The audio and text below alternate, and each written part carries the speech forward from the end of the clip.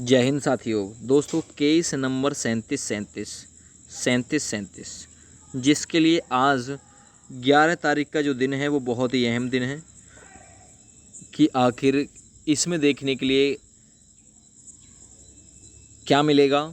जहां पर क्लासिफिकेशन के नीचे इसमें डिसमिसल लिखा आ रहा है, तो आज के लिए बोला गया है कि भाई आज 11/8/2022 में उस केस में क्या मोड नया निकल के आएगा, रीजेंडर सबमिट हो पाएगा नहीं हो पाएगा, किसकी अगली तारीख मिल पाएगी नहीं मिल पाएगी, क्या ये डिसमिसल जो है जो केस पे लिखा आ रहा है जिसके लिए ये दिखाया गया है कि विधु भूषण कालिया जी ने इस केस को डिसमिसल यानी वापस लेने के लिए जो अपील है वो की है, तो क्या इस केस में हो सकता है। देखिए मैं एक बार फिर से आप लोगों को दिखा दूं इस केस का हाल। ये जो केस है ये लखनऊ बेंच में डाला गया है और इसकी जो पैरवी कर रहे हैं जाने माने जो वकील हैं विधु भूषण कालिया जी वो कर रहे हैं। केस नंबर 37 अहम दिन है 37 को लेके आज, क्योंकि इस केस में सबसे ज़्यादा जो जान है वो पड़ी हुई है। पूरी भर्ती इसी केस के अधीन अभी चल रही है। अगर इस केस की पैरवी नहीं की जाती अच्छी तरीके से तो ये जो भर्ती है वो आगे बढ़ाई जा सकती है। ये रविंद्र प्रताप सिंह और 49 अदर जो लोग हैं उनकी ये याचिका है और ये उत्तर प्रदेश सरकार और भर्ती बोर्ड के अगेंस्ट में डाली गई याचिका है। फिलिंग डेट है इसकी 2/6/2022, डेट ऑफ रजिस्ट्रेशन 3/6/2022। ठीक है ना। Case is not list connected with writ संख्या 3795। अब ये लिखा आ रहा है नेक्स्ट हियरिंग डेट के सामने कुछ इस प्रकार से लिखा आ रहा है 37 हम केस का हाल जान रहे हैं।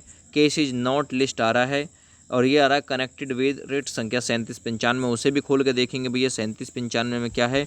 और 49 लोग शामिल हैं और उनके साथ में कुछ अन्य लोग भी इसमें शामिल हैं। और इसमें कल तक जो डेट दिखाई जा रही थी वो ये दिखाई जा रही थी कि भाई 8/8/2022 को सुनवाई इसकी हो जाएगी, लेकिन यहाँ पर देखिए लिस्टेड ऑन 11/8/2022 और यहाँ क्लासिफिकेशन के नीचे आप लोग देखेंगे ना डिसमिसल लिखा आ रहा है। ठीक है ना। रविंद्र प्रताप सिंह और 49 अदर लोग इसमें शामिल हैं जिनकी ये याचिका है और इसके एडवोकेट हैं जिन्होंने अप्लाई किया है विधु भूषण कालिया जी, जिन्होंने मतलब इस केस को मतलब ये बोला था कि भाई एक ही सुनवाई में मैं इस पर मतलब स्टे वगैरह जो है वो ला दूंगा। तो ये जो 750 पेज का रीजेंडर सबमिट करने के लिए बोला गया था उसमें कुछ फ़ीस वगैरह का जो मसला था उसे लेकर रीजेंडर सबमिट नहीं हो पाया, तो भाई वो फ़ीस पे जो है टीचर्स लोगों को कर देनी चाहिए। जब पूरी भर्ती इसी के अधीन है, पूरी भर्ती इसी पे टिकी हुई है, तो भाई वो रीजेंडर सबमिट कर इस जो केस की पैरवी वो अच्छे ढंग से की जानी चाहिए।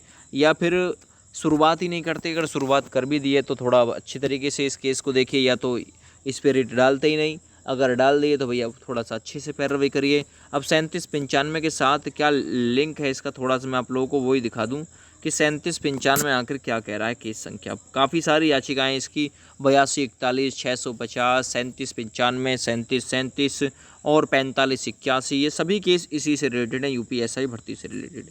ठीक है। 3795 इस केस के बारे में पहले भी आप लोग एक दो बार जान चुके हैं।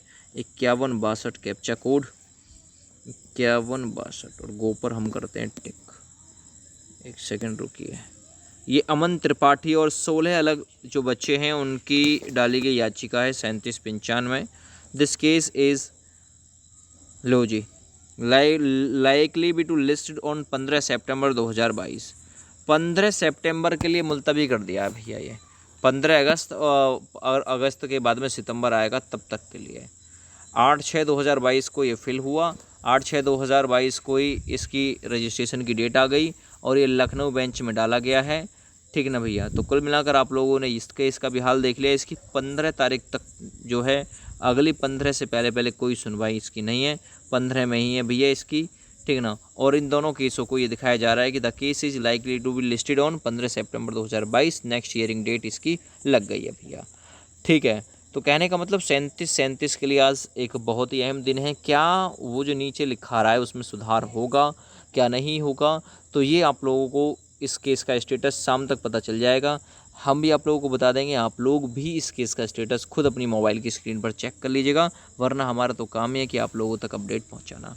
हम तो आप लोगों को बता ही देंगे कि आगे इस केस में क्या हो सकता है। वो संभावना हमने व्यक्त की है कि हो सकता है कि वकील साहब ने जो अप्लाई किया है कि इसको मतलब थोड़ा सा पीछे ले जाने के लिए हो सकता है कि पैसे वैसे की कोई वजह रही हो सकता है कि रीजेंडर सबमिट करने की वजह से हो सकता है पैसे वैसे पहुंच गए हों और रीजेंडर सबमिट करें तब दोबारा से साथ के साथ ही 2-4 दिन बाद ही इस केस की जो आगे की प्रक्रिया है वो बढ़े और जो जल्दी ही डेट इस केस पर 37 पर देखने के लिए मिले।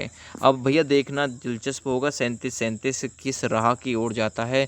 क्या ये केस डिसमिस होता है, क्या इस केस की जो पैरवी कर रहे हैं वो बच्चे या कि फिर जो टीचर लोग हैं वो पैसे की वजह से या फिर किसी और वजह से इस केस को जो तजव्वो है वो नहीं दे पाते हैं, तो ये आगे आने वाले समय में ज़रूर पता चलेगा। फ़िलहाल जय हिंद।